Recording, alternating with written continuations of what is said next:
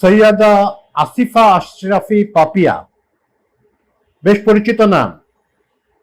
Talk show সার্কিটে যেসব বিএনপির যেসব মহিলা নেতৃত্বে দেখা যায় তার ভিতরে একটি প্রমিনেন্ট চেহারা হচ্ছে সৈয়দা আসিফা আশরাফি পাপিয়া।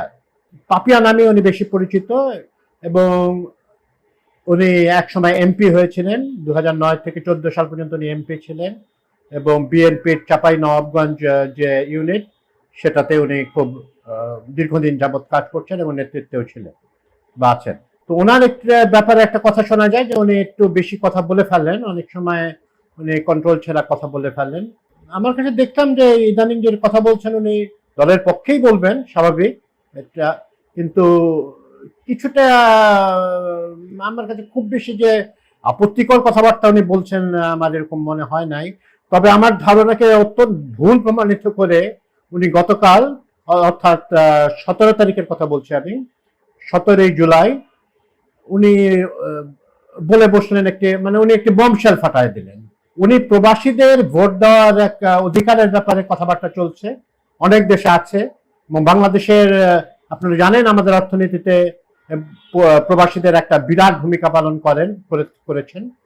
সে প্রসঙ্গে না গিয়ে পরে আসছি, এখন বলছি যে উনি বলে বসলেন যে প্রবাসীদের ভোট দেওয়ার দরকার কি, তারা বাবা মার পয়সা খরচ করে দেশের বাইরে গিয়ে কাজ করতে গেছেন, তারা বাবা মাকে টাকা পাঠাবেন, এটাই তো স্বাভাবিক। তারা তো আর আন্দোলন সংগ্রাম ইত্যাদির মুখোমুখি হন না, বিদেশ থেকে কথা বলা যায় সহজ।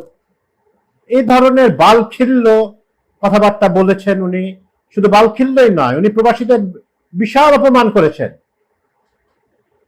আপনার মনে রাখতে হবে পাপিয়া, সৈয়দা পাপিয়া, যে আপনি বাংলাদেশে 1 কোটির উপরে, মানে that is a very conservative estimate, মানুষ বাংলাদেশি নাগরিক ওনারা কাজ করেন, বা বাংলাদেশি অরিজিন মানুষ আরো বেশি সংখ্যায় বিদেশে রয়েছেন।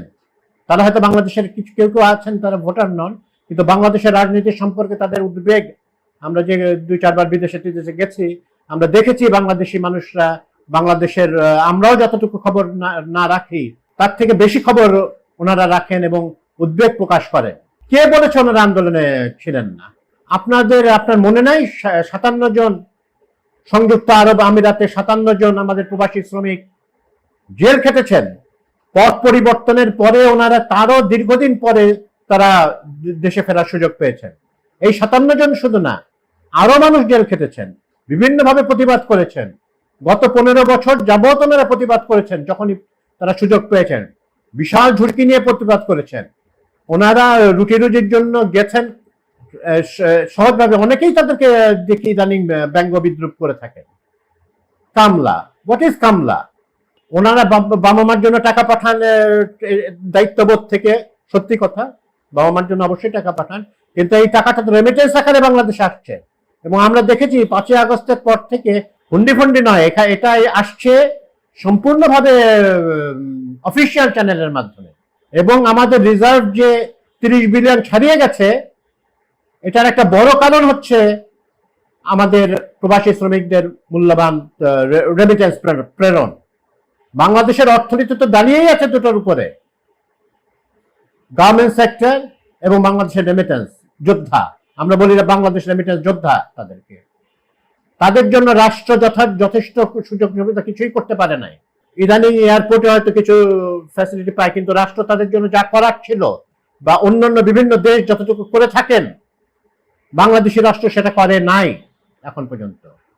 আমি দেখেছি বাংলাদেশের বিএনপির ঘোর সমর্থক যারা বিদেশে থাকেন তাদের অনেকেই মর্মাহত হয়েছেন, অত্যন্ত দুঃখ পেয়েছেন তারা সৈয়দা পাপিয়ার এই ধরনের কথায়। সৈয়দা পাপিয়া আবার একটা রিজয়েন্ডার দিয়েছেন। এই রিজয়েন্ডারটা আসলে মানুষকে শান্ত করার মতো যথেষ্ট নয়, প্রবাসীদের ক্ষতে মলম দেবার জন্য যথেষ্ট নয়। কারণ উনি বলেন নাই, ভোটাধিকারের ব্যাপারে কিছুই বলেন নাই। বাংলাদেশের একজন নাগরিকের ভোট দেওয়ার অধিকার থাকলেও প্রবাসীদেরও ভোট দেওয়ার অধিকার আছে বলেই আমি মনে করি। অত্যন্ত দুঃখের বিষয় এই ধরনের মন্তব্য। আশা করি সৈয়দা পাপিয়া ওনার ভুল বুঝতে পারবেন এবং তার বক্তব্যটা রিট্রাক্ট করে সরি বলবেন প্রবাসীদেরকে। যাদের টাকায় অর্থনীতি চাকা সচল রয়েছে এবং তারা আমাদের দেশের নাগরিক, আমাদের ভাই বন্ধু, ওনারাই বিদেশে থাকেন। কথাগুলো মনে রাখা ভালো। ধন্যবাদ।